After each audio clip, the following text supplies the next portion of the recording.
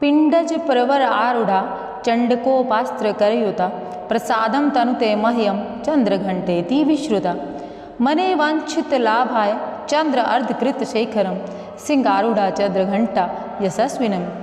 तो प्रिय भक्तों, आज है नवरात्र का तीसरे दिन में माँ चंद्रघंटा की पूजा आराधना की जाती है। अष्टभुजाओं वाली माँ चंद्रघंटा का स्वरूप स्वर्ण के समान चमकीला, उनका वाहन सिंह है। उनकी अष्टभुजाओं में कमल, धनुष, बाण, खड्ग, कमंडल, तलवार, त्रिशूल और गदा जैसे अस्त्र शस्त्र सुसज्जित हैं। उनके गले में सफ़ेद फूलों की माला, सिर पर रत्न जड़ित मुकुट शोभायमान है। माँ चंद्रघंटा सदैव युद्ध की मुद्रा में रहती हैं और तंत्र साधना में मणिपुर चक्र को नियंत्रित करती हैं। तो आज के इस वीडियो में हम सुनेंगे माँ चंद्रघंटा की कथा। आप लोगों ने अगर माँ चंद्रघंटा की पूजा विधि नहीं देखी है तो ऑलरेडी वीडियो आ चुका है, आप अवश्य देखिएगा। तो अब सुन लेते हैं इस पावन कथा को। तो कथा सुनने से पहले मैं आप लोगों से कहना चाहूँगी, चैनल में आगे बढ़े उससे पहले आप लोग कर दीजिए चैनल को सब्सक्राइब, कमेंट बॉक्स में लिखिए जय माता की। माँ चंद्रघंटा की कथा के मुताबिक जब दैत्यों का आतंक बढ़ने लगा था, महिषासुर देवताओं से युद्ध कर रहा था, तब माँ दुर्गा ने माँ चंद्रघंटा का अवतार लिया था।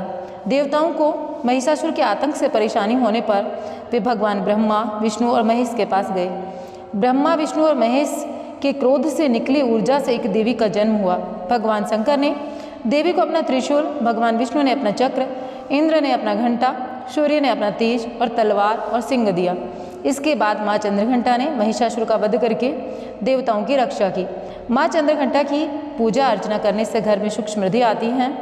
तो कथा को संपूर्ण रूप से सुनने के लिए वीडियो को अंत तक देखिएगा और पूर्ण श्रद्धा भाव के साथ में कथा सुनेगा। कहते हैं भगवान की कथाएं सुनने के लिए हमें अपना समय जो है वह अवश्य निकालना चाहिए। पूजा आराधना करने का कोई विशेष समय नहीं होता, लेकिन फिर भी ये जो पावन नवरात्र काल चल रहा है, इस दौरान माता की आराधना करने का एक बहुत ही परम आनंद और परम सुख का यह समय है। तो देखिए, मैं आपको बता दूं, एक बार महिषासुर नाम के एक राक्षस ने स्वर्ग पर आक्रमण कर दिया। उसने देवराज इंद्र को युद्ध में हराकर स्वर्गलोक पर विजय प्राप्त कर ली और स्वर्गलोक पर राज करने लगा। युद्ध में हारने के बाद सभी देवता इस समस्या के निदान के लिए त्रिदेवों के पास गए। देवताओं ने भगवान विष्णु, महादेव और ब्रह्मा जी को बताया कि महिषासुर ने इंद्र, चंद्र, सूर्य, वायु और अन्य देवताओं के सभी अधिकार छीन लिए हैं और उन्हें बंदी बनाकर स्वर्गलोक पर कब्जा कर लिया है। महिषासुर के अत्याचार के कारण देवताओं को धरती पर निवास करना पड़ रहा है। देवताओं की बात सुनकर त्रिदेवों को अत्यधिक क्रोध आ गया और उनके मुख से ऊर्जा उत्पन्न होने लगी।